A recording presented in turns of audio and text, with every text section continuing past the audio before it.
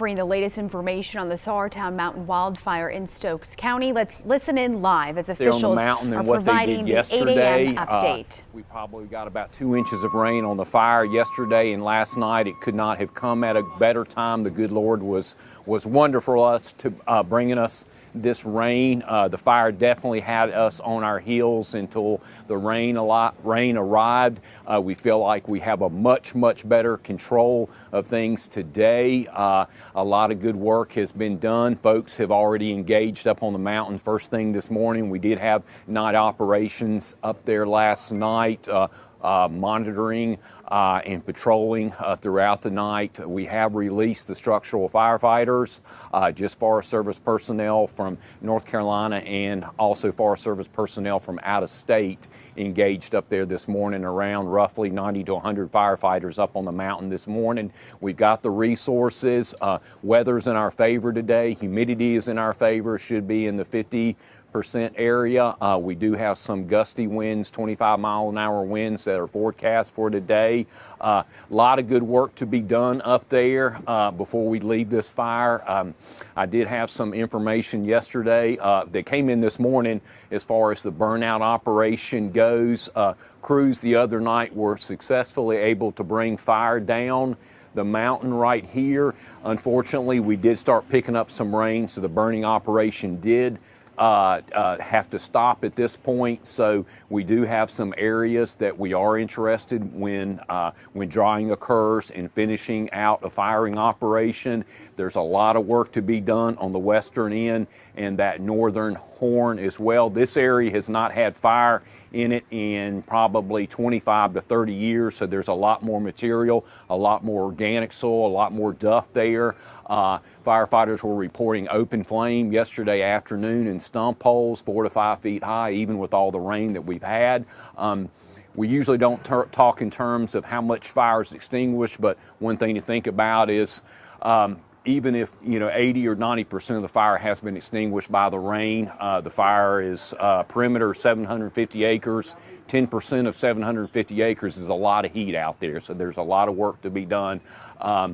And they're out there working on these areas today. They're going to be looking at snags and improving some line. They'll be finishing up some line right in here with hand line that the dozer was unable to complete due to the steepness of that terrain. And they'll just be working these areas and also the northern horn today.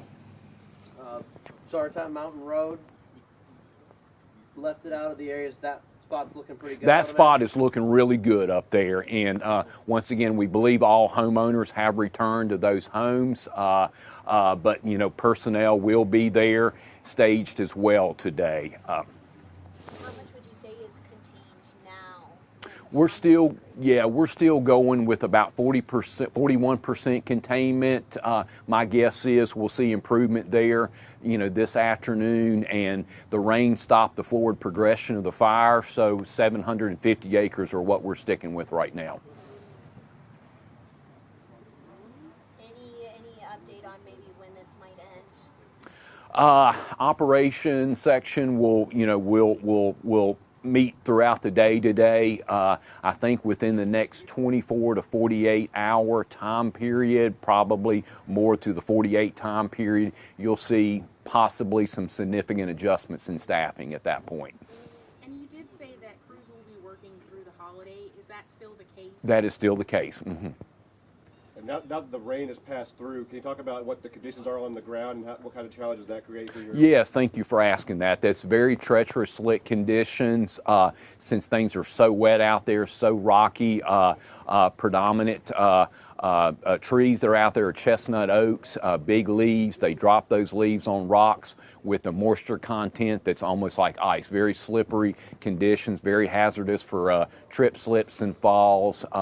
Blown out ankles and knees as well.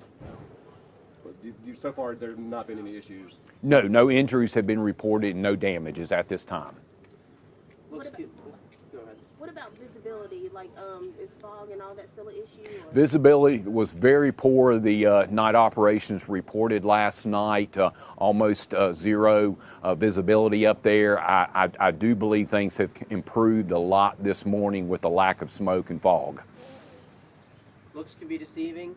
Looking at the mountain right now, it looks, looks like it would look almost any other time. Any other that time. That could change as the day goes on. Absolutely. With the rain that continued through the night, with the humidity around 100%, everything is very dormant up there right now. But as things begin to dry out later on in the day, we'll see smoke, we'll see steam, we'll see some increased activity, and that'll give us the opportunity, firefighters, to hone in on what areas need the work. We also have tools as far as infrared flights that we can do as well that can help hone in on those areas that need attention. Moving of crews, like you said, you sent the structural firefighters home. That's fantastic state. Does that let you free up other crews to hit these more at-risk areas a little harder? Yeah, we do have the resources here, and even though we feel like we've got really good control and we've gained really good ground, we want to utilize those resources while we have them. As far as wildfires go, the focus throughout North Carolina is on the Sauertown Mountain Fire right now. So while we have those folks right here, we do want to get in there and make sure we mop this thing up 50 feet in off of the perimeter and make sure all of those snags that have that potential to fall across the line or cast a burning ember across the line are taken care of before we leave this fire. I know Governor Cooper is planning on coming today. Any thoughts on that? How is your staff going to be reacting? It's just another day for us here. A lot of work to be done. We're thrilled the governor's going to be here, but we'll make adjustments and accommodate for the governor. But we've still got a lot of work to do. When I look at the mountain, I don't see any flames anymore. Can you talk to me maybe about what your concerns are, even if it's not maybe visible to us looking at it? Well, around the perimeter was where the heat is at, and that's what poses the most threat as far as escape fires. And we have to remember that sometime Saturday, this was a very small fire, before it was called in, probably somewhere around a 2x2 area, and then within several days it's 750 acres. So just one ember can grow and cause a lot of problems, as we can imagine. So if we have to get out there and continue to patrol and work and mop up those perimeters and make sure everything's extinguished, because any little stump hole has the potential to cast embers and cause another wildfire. And you said the heat. So walk us through how firefighters are talking about that. What sort of degrees? So is that 100-degree heat, 200? Is it that impactful? Well, it's some of those, those pockets where all of that heat is, 1,000+ degrees. It can get that way. We have to be very careful about some of these stump holes that firefighters won't step in those, and could wind up as a burn. Just depending on the depth of those holes and how much hot ash that there is in there. The firefighters are safe. No injuries. No injuries have been reported so far. And then I just highlight, this is the only bit of rain we're getting for a little while. Is there any worry that come a week from now, when it's dried back out, maybe not for this mountain, but just in general, you guys going to be keeping an eye on things? Absolutely.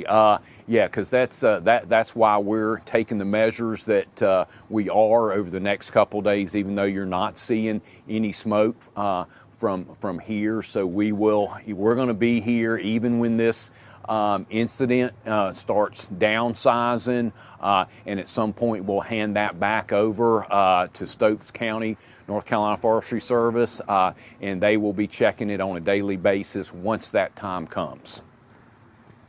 You said those that live on the mountain. What about the youth camp mountain? Are they back too, the staff there? Or? I'm not sure about the staffing at this point, but all evacuations have been lifted.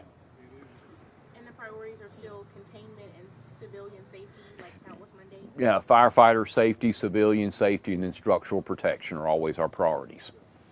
You said something about IR flights. Is that drones, or will there still be aviation?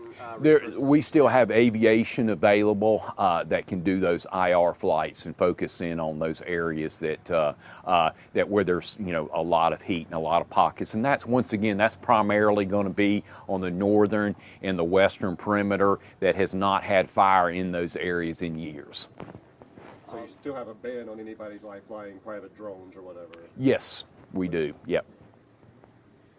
You mentioned not seen fire in a long time. This is the fire. What do you think? Will there be any plans to sort of future-proof the area so we're not coming back here in 6 months, 2 years for another fire? That's a good question. With the technology we have these days, there'll be a lot of intricate mapping that takes place, coordinates that are taken on dozer line, on hand line.